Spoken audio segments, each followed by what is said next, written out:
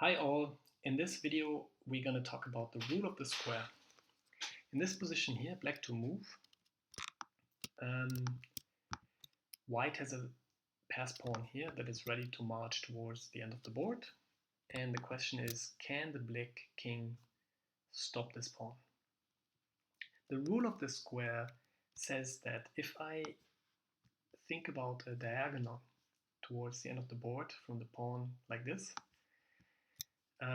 then those lines here form a square, and if the black king is able to step into that square, it will be able to stop the pawn. So if white advances the pawn, black can again step into that square and continue approaching towards the pawn. And white queens the pawn, but black is just in time to stop it, saving the position. If black were to do another move here, let's say if black were to move to b4, the king would be outside of the square. And if white now advances the pawn, black can continue chasing but comes too late. So the rule of the square helps us to quickly see, okay, black can stop this pawn by stepping into the square. And this can help you to quickly see things like this. And you don't have to calculate, you can just see it quickly, and it saves you time in more complicated positions where you don't have to calculate all the variations to the end. Take for example this position here. There are a few more pieces on the board. White to move, again having a pass pawn here. And if white moves forward, can black stop the pawn? If you know the rule of the square, you see that black can stop the pawn simply by stepping into the square.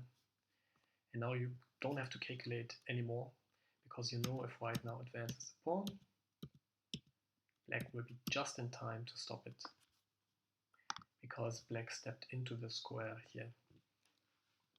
The rule of the square also can help you to see opportunities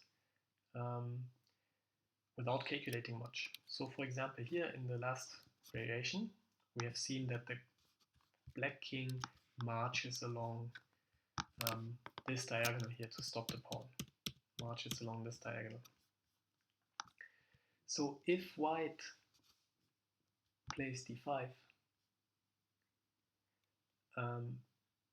first of all, black is forced to take here. If the king tried to catch the pawn, there would be no way of catching it. So black has to take. And it turns out this pawn here is actually very badly placed because it blocks the king's way towards stopping the white pawn. If white now pushes the pawn, the black king steps into the square. So far so good. But if the white pawn now advances further, the black king cannot step into the square anymore because the way is blocked by his own pawn. So the black king has to do a move like this and is outside of the square and it's too late to stop the pawn. So knowing the rule of the square also helps you to see opportunities, like in this position here, where the most natural move seems to, okay, I'm going to push this pawn. It helps you to see opportunities like this one here, and then pushing the pawn, because now you're blocking the way of the black king and win the game. This was the rule of the square. Thank you very much.